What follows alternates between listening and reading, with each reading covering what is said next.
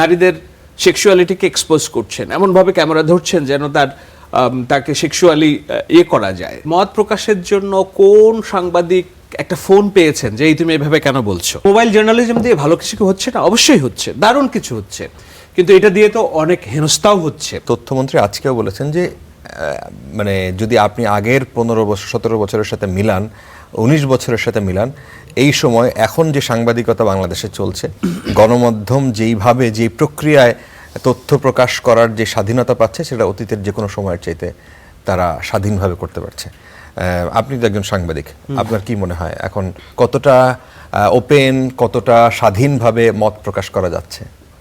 100%, আমি বলবো 100%। যতটুকু জড়তা আছে সেটা হলো আমাদের সেলফ সেন্সরশিপ, মানে আত্মনিয়ন্ত্রিত যেই বাধা, সেটা যে না আমি এমন কিছু বললে তো আমি এমন হইতে পারে যে আমার কাছের যে ভাই ক্ষমতার কাছাকাছি আছে তার রোশনালে পড়লাম, কিংবা আমি এই সুবিধাটা নিতে চাই সরকারের কাছ থেকে, সেইটা আমি পাবো না। ওই যে সেলফ সেন্সরশিপ, সেইটা কিন্তু এর বাইরে আপনি দেখেন যে মত প্রকাশের জন্য কোন সাংবাদিক একটা ফোন পেয়েছেন যে এই তুমি এভাবে কেন বলছো, এইটা ডিলিট করো। এইটা কিছু ঘটনা ঘটেনি তা না, একদম শুরুতে কয়েকজনকে গ্রেপ্তার হয়েছে। সেটাকে আমি প্রাতিষ্ঠানিক সাংবাদিকতার বলবো না। আমি বললাম, বারবার বলছি, আমাদের সাংবাদিকতা কোথায় এসে দাঁড়িয়েছে।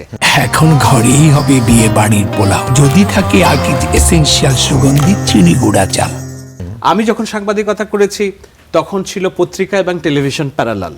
আমার আগে যখন সাংবাদিকতা ছিল, যেমন এটাকে কি বলে, আমি ধরেন আরো 10-15 বছর আগে, তখন কেবলই ছিল পত্রপত্রিকা, টেলিভিশন ছিল না। এখন কি হয়েছে, পত্রপত্রিকা, টেলিভিশন, সাথে এসছে মোবাইল সাংবাদিকতা, মোজো জার্নালিজম, হ্যাঁ ডিজিটাল। যে কেউ চাইলে একটা ওয়ার্ডপ্রেসে অনলাইন পত্রিকা খুলে আপনি সমালোচনা করছেন, এবং এই যে মোবাইল দিয়ে আপনি এখন এই মোবাইল জার্নালিজম দিয়ে ভালো কিছু কি হচ্ছে না? অবশ্যই হচ্ছে, দারুণ কিছু হচ্ছে, কিন্তু এটা দিয়ে তো অনেক হেনস্থাও হচ্ছে। কমিউনিকেশনসের ভাষায় বললে এটা কি বলে, ভয়েরিজম মনে হয়। আপনি নারীদের সেক্সুয়ালিটিকে এক্সপোজ করছেন, এমনভাবে ক্যামেরা ধরছেন যেন তাকে সেক্সুয়ালি করা যায়। হ্যাঁ, তো এগুলা তো ইটস নট এথিক্যাল জার্নালিজম। আমি বলছি মোজো জার্নালিজম দিয়ে যেটা হচ্ছে, ভালো অনেক কিছুই বেরোচ্ছে, কিন্তু খারাপ অনেক কিছু বেরোচ্ছে।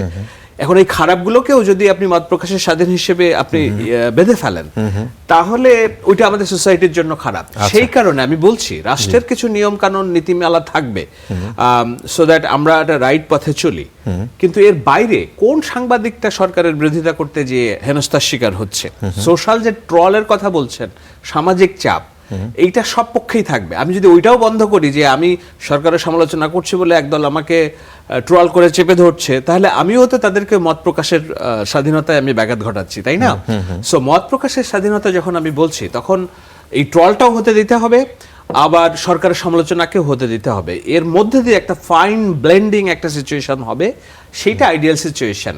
আমি যদি বলি, যুক্তরাষ্ট্রে ধরেন কনজারভেটিভ পলিটিক্স পার্টির মত হিসেবে, মতমডেল হিসেবে টাকার কালসান, তারপরে হচ্ছে যে আমি আরো নাম বলতে পারি, এরা খুবই প্রমিনেন্ট।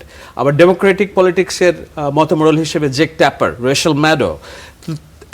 এই দ্বন্দ্ব তো আমাদের দেশে খালি এখন না, যুক্তরাষ্ট্রেও আছে, লন্ডনেও আছে, ইউকেতেও আছে, আমাদের এখানেও থাকবে। কিন্তু দেখতে হবে যে আমাদের গণহত্যার পক্ষে কেউ সম্মতি উৎপাদন করছে কিনা।